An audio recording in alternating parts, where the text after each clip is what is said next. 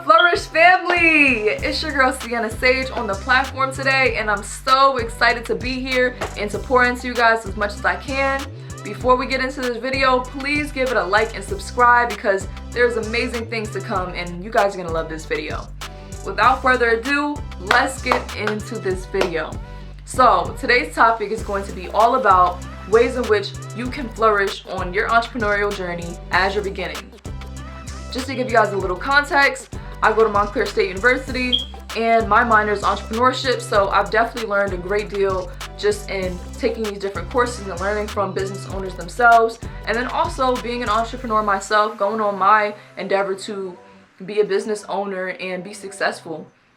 So along the way, I've learned a lot of gems, and I feel like it's time for me to share those gems and put you guys on to things that I've learned this far. So let's get into it. As you're beginning your journey as an entrepreneur, it is so important that you have the entrepreneurial mindset. And with that entrepreneurial mindset and growth mindset, you're going to be able to get so far. You have to adopt that mindset. And wherever you might be, just start on that journey. Take that journey to have that entrepreneurial and growth mindset, and it's really going to help you on your journey. And these are the 3 traits that I would say are very, very important for your growth as an entrepreneur and that entrepreneurial mindset. So, number 1, you need to be passionate. You need to believe in your vision and your dream so much that you see it through no matter what. This is your baby. You have to cater to your baby and nurture your baby in order for it to grow. And one thing I'll say is, if you don't believe in your dreams and your vision, who's going to, So you have to be your main advocate and supporter for your business. Number 2, patience. Patience is so important. As you guys have probably heard before, great things take time. Good things take time. And that's so true. As you're going on your journey, there are going to be so many different roadblocks. You might feel like at times, you're at a complete low where something is a failure, but take all of that as a learning experience and know that when you're beginning anything, it's so important to learn and grow from these things and take these failures as lessons learned and ways to do better next time, and really be patient with yourself against all the adversity, all the obstacles, all the failures, because it's going to help you grow into the person that you're meant to be and the business owner that is going to be so successful. I know you guys are going to be so successful. So let's hop into the next one. Finally, you need to be somebody that is consistent. You'll realize that in being patient, that's really key. But if you can be consistent, you'll be able to speed up that process of you learning the lessons that you need to learn and really advancing within your business. Consistency will get you so far. Sometimes you may not understand where you're going, where you're headed, what the next step is, but just keep walking, just keep going.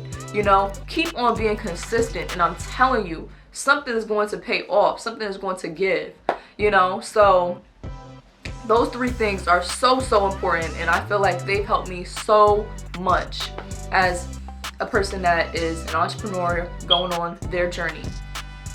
Now, with all of that, once you have that entrepreneurial mindset and you're working to build that entrepreneurial mindset, and you are able to really have the discipline to sit down and encompass those 3 traits, I'm going to give you guys the blueprint and the roadmap that I feel like is very helpful for you to start your journey. So, square 1, and I actually have notes here to refer to. The first thing that you want to do on your entrepreneurial journey is recognize what your passion is, determine a problem, a pain, or something that people are going through, and hone in on that and realize wow, I'm really passionate about A, B, and C. Maybe you're passionate about helping other people. Maybe you're passionate about spreading love, Maybe you're passionate about that specific pain or problem because you're somebody that had to endure that problem. Once you're able to determine what that problem is, now you're able to seek out the people that are specifically impacted by that problem, that specific target market. And you want to make this aim very, very specific because it's so important as you start your business to be very specific about who you're going after and who your specific target market is, in order for you to really be able to get your true fans and people that really believe in your vision. Because something that's for everybody is for nobody. And over time, you may be able to cater your business to provide value to a lot of different people. But in the beginning, in order to be successful, being that most people don't have the most amount of capital, you want to make your aim very, very specific. So go after those people, do that character and customer development, and figure out, hey, what are you experiencing in this? What is the problem with this? What are the alternatives that you use right now to combat this problem? For example, as I was telling you guys before, I have a natural hair care business. And within my business, I want to help people get empowered about embracing their natural hair and feeling confident. So without even realizing, I went through customer development just by talking to people on a daily basis. I'm from East Orange, New Jersey. So every time I was out or I was with anybody, I would talk to them about different things. Hair would come up because I'm passionate about it. And if I realized, in conversation, certain things, I would take those things into my mental state and be like, oh wow, like I didn't realize how many people were really dealing with this same problem. I was somebody that was very confused in my natural hair journey, and I had to go and grow through my natural hair journey to get to where I am now.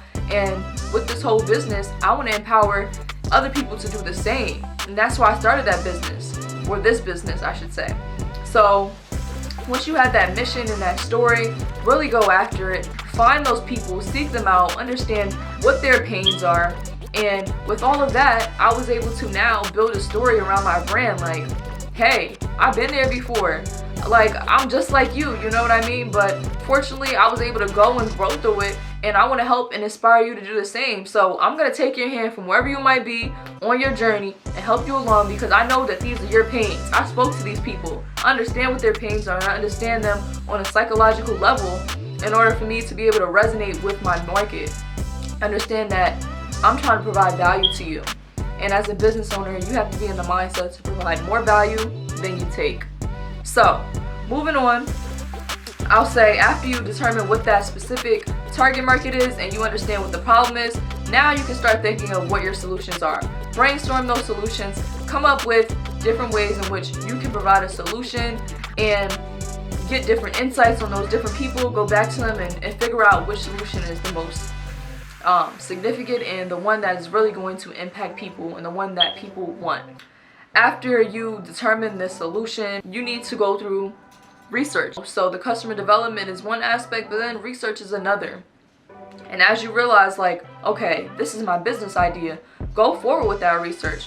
Do very extensive research. If you need to read scholarly journals and get specific data and things like that in order for you to create that business, if you need to go into different sites. For example, I became a chemist overnight. I had to go on to chemist websites and understand, like, what were these chemists saying about, like, what can be mixed. And I would figure out all these different resources from these chemists, and then I was like, wow, okay, so they told me I should do this, they said to do this, and I would just go forward and start conducting my own trials and tribulations with everything, and it really helped me with the research. So you want to research, how you're going to develop your products and what's going to make it the best quality products. But you also want to research different ways in which you can brand yourself, personal development. That's so important. Reading different books and ways in which it can give you nice reminders and nudges in the right direction and guidance. I use books as mentorship, really. And then, of course, you want to be researching ways in which you can get that exposure that you need through marketing and things as such. Moving on, investing. When I started my business, for example, I invested all that I had. As a college student, I had $1,100. I invested that into my business because I believed in myself that much that I was willing to invest it all. You may not be in the financial position to be investing that type of money. Maybe you have a family, you have to pay for college, these different things. There's two different things you could do. Some people, they leverage credit and they use credit and they build it up. But if you're going to do that, definitely keep in mind that you need to be consistent and pay attention to those different qualities that we talked about earlier.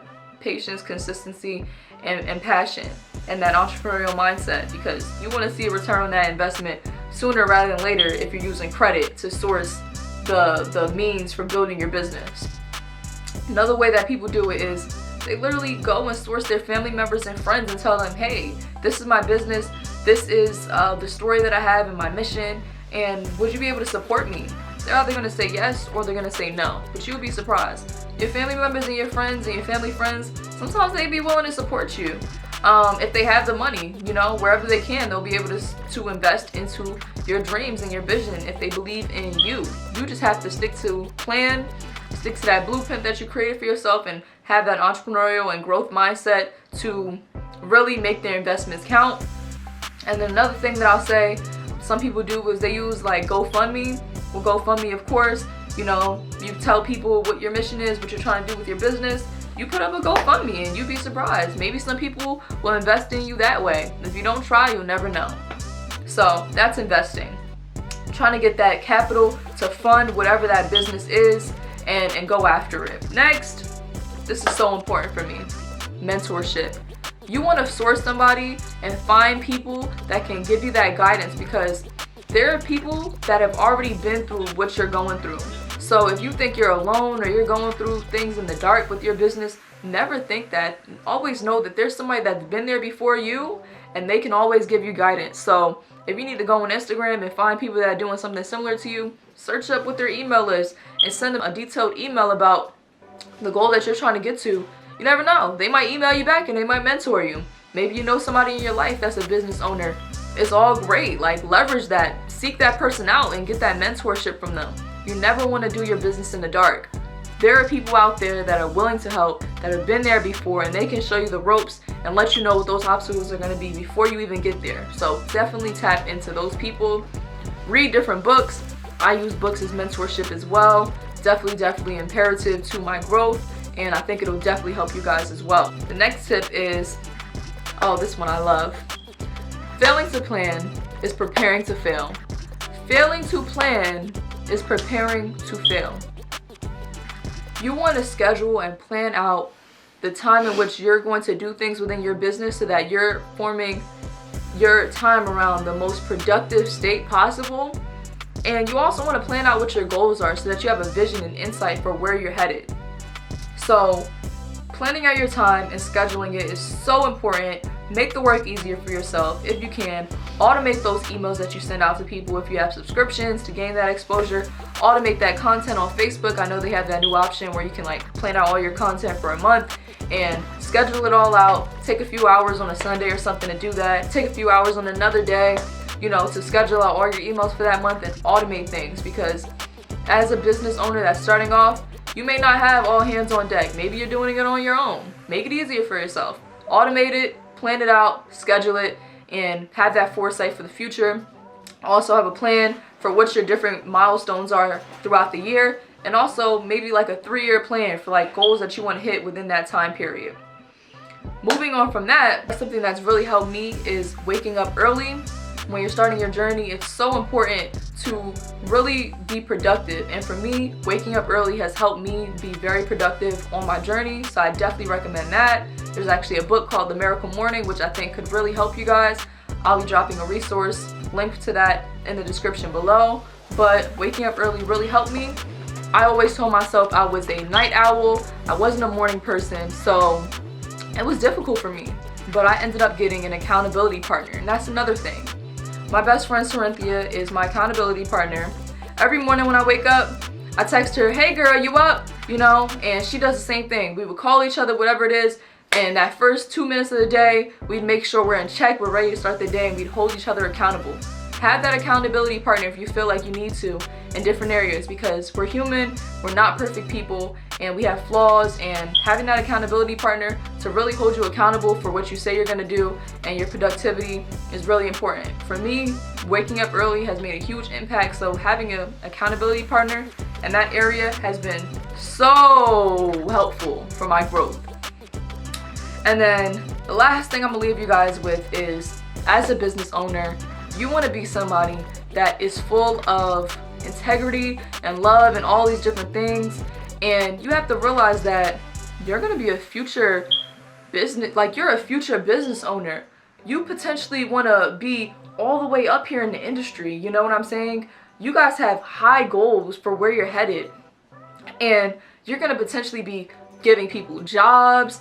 You're going to be impacting people's lives through whatever business or service you're providing, product you're providing. And you have to have the mindset to be like, I'm a person of integrity. I have the discipline. I have the love that I want to spread. I have the compassion. And those are different qualities of a leader. You need to be a leader that leads with love and integrity and all these different things. So a great resource for that I'll leave you guys with is this book called The Greatest Salesman to Ever Live. Shout out to my girl Mazzy, because she put me on. She put it on Instagram story, and it completely changed the beat of my life so far. Literally read that book like 2 months ago. Since then, I've quit my job, still in college, you know, and just so much more consistent within my business and my vision. It's crazy. Read that book in 2 days, guys. Highly recommend. The Greatest Salesman to Ever Live. Gives you a roadmap on how to have that compassion and that love as a business owner. But with all of that, I'll leave you guys with that. I love you guys, so definitely please tap into these tips. Thank you guys so much for tuning in. I hope you guys were able to learn something from this, take a gem from it. As I said before, I'm going through this journey. I want to come out and grab your hand and take you along for my journey. I just started my business back in 2020. It's 2022 now. It's been about a year and a couple months, and fortunately enough, I've been able to grow a lot. I think it's so important for me to spread that information with you guys. So if you guys have any questions or concerns on ways in which I can help you on your journey, any suggestions for videos that you want to see or something that you need help with, drop it down below and I'll try my best to really reach out to you guys and help you guys. And without further ado, I'm gonna wrap up this video, but I love you guys. Flourish Family, you guys are the best. We're flourishing together. I'm grabbing your hand all throughout this journey, and we're flourishing all year long and always. Love you guys. Mwah. You guys were all born to flourish. Please like and subscribe, and comment down below, as I said before, what you want to see from an upcoming video, any questions, concerns, and ways in which I can help you on your journey. Take care, Flourish Fam.